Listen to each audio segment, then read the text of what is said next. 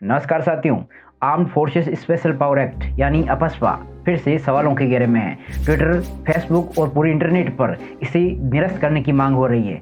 तो आज बात करेंगे अपस्पा के बारे में, साथ ही समझेंगे कैसे ये अधिनियम जुल्म, अत्याचार और फर्जी मुठभेड़ों में इंस्ट्रूमेंटल साबित हो रहा है। Meanwhile, across the border in the Indian state of Nagaland, at least 14 civilians have been killed.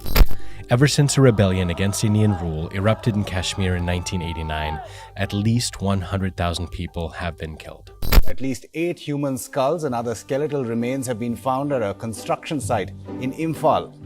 The site was occupied by paramilitary forces. इस कानून पर बात हो इससे पहले थोड़ा इतिहास की तरफ चलते हैं।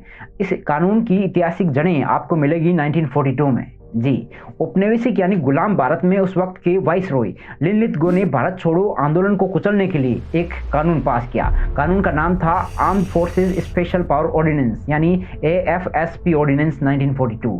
उस वक्त कानून के पंडितों ने इस कानून को मौत का लाइसेंस कहा था। भारत के नॉर्थ ईस्टर्न हिस्से में 1950s के अंत तक सिविल अनरेस्ट काफी ज्यादा हो गई थी। वहां सरकारों के बढ़ते विरोध को देख सितंबर 1958 में सेंट्रल गवर्नमेंट 1942 के AFSP ऑर्डिनेंस जैसा ही एक अधिनियम लेकर आई। नाम था अपस्पा यानी armed forces special power act. नाम में थोड़ा सा बदलाव, बाकी पावरफुल इतना ही जितना अंग्रेजी कानून। ये अधिनियम सरकार द्वारा डिक्लेयर्ड डिस्टर्ब्ड एरिया में पब्लिक ऑर्डर को मेंटेन करने के लिए लगाया जाता है। जैसे 1958 में सबसे पहले मणिपुर और असम में इसे लगाया गया, फिर 1972 में पूरे नॉर्थ ईस्टर्न स्टेट्स में इसे लगा दिया गया। 1983 में जब पंजाब में खालिस्तान की मांग बढ़ी तो इसे लगाया गया, वहां से इसे 1997 में हटा लिया गया था वैसे, और फिर 1990 में जम्मू कश्मीर में इसे लगा दिया गया।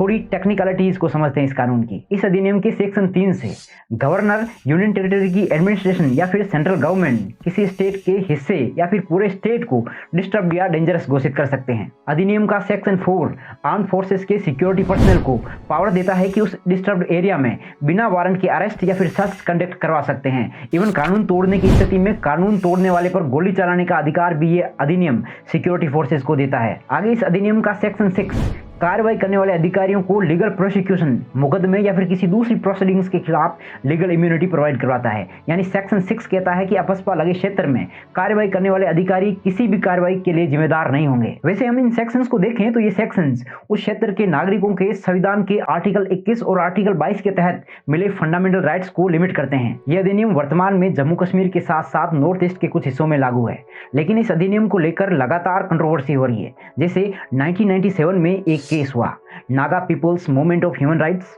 Versus union of India. इस केस में अपस्पा के तहत शक्तियों का दुरुपयोग किए जाने पर सवाल किए गए, लेकिन सुप्रीम कोर्ट ने इस कानून की कानूनी वैधता को यह कहते हुए बरकरार रखा कि अपस्पा के तहत होने वाले शक्तियों के दुरुपयोग के खिलाफ पर्याप्त उपाय है। इस केस में जब सुप्रीम कोर्ट के सामने शक्तियों के दुरुपयोग के सबूत दिए गए तो सुप्रीम कोर्ट ने कहा कि ठीक है, हम इस कानून को रिपील नहीं कर रहे, लेकिन सेना की इस कानून के तहत क्या करें और क्या ना करें यानी डूज एंड डोंट्स में संशोधन कर देते हैं जो इस कानून के दुरुपयोग को रोकने के लिए पर्याप्त होंगे। इसके बाद 2004 में तंगजाम मनोरमा नाम के एक महिला को 17 असम राइफल की यूनिट के द्वारा मारकर फेंक दिया जाता है।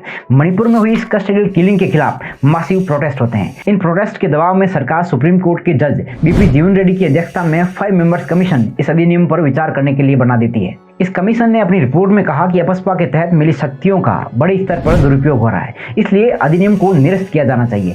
साथ ही जीवन रेड्डी कमीशन ने कहा कि यह अधिनियम उत्पीड़न, घृणा, भेदभाव और लोगों को बुरी तरीके से ट्रीट करने का साधन बन गया है। 2016 से 2018 के दौरान सुप्रीम कोर्ट ने extra judicial execution victims family association versus union of India नामक केस में अपस्पा के तहत 1528 एक्स्ट्रा जुडिशियल किलिंग्स पर विचार किया। इस केस के जजमेंट में सुप्रीम कोर्ट ने आर्म्ड फोर्सेस को मिलने वाली इम्यूनिटी को खत्म कर दिया। अगस्त 2018 में इन फर्जी मुठभेड़ मामलों में आर्म्ड फोर्सेस के अधिकारियों पर मुकदमा चलाने से रोकने के लिए 356 अधिकारियों ने सुप्रीम कोर्ट में याचिका दायर की थी।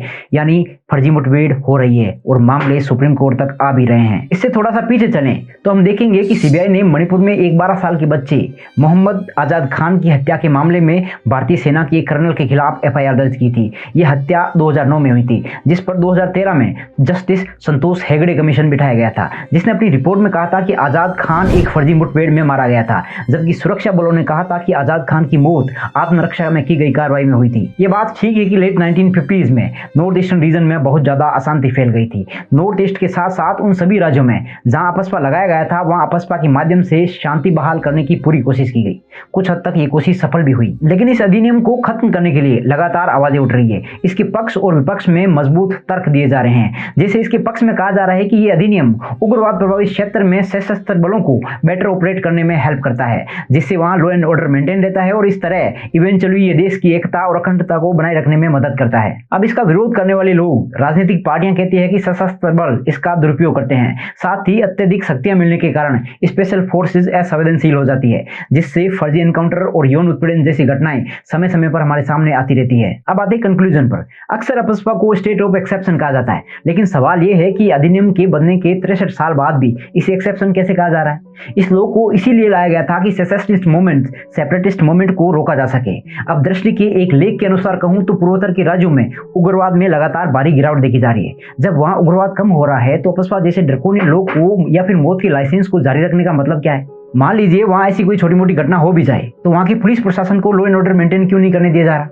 वीडियो में पहले हमने देखा था कि आर्म्ड फोर्सेस पर इस अधिनियम का दुरुपयोग करने के लगातार मामले सामने आ रहे हैं।